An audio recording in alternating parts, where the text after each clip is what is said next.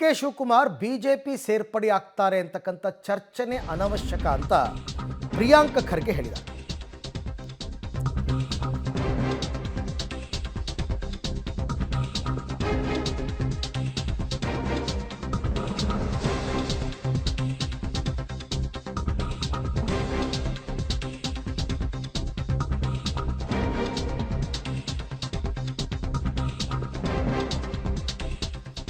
D K Shivakumar BJP ಸೇರ್ಪಡೆ ಆಗುತ್ತಾರೇನೋ ಆ ಚರ್ಚೆನೇ ಅನವಶ್ಯಕ.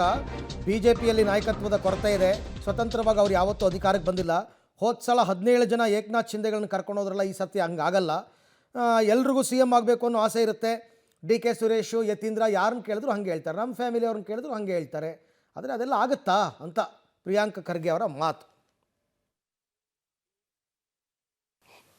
ಆಹ್ವಾನ ಬಂದಿತ್ತು, ಹೋಗಿದ್ದಾರೆ, ಅದೇನು ದೊಡ್ಡ ವಿಷಯ.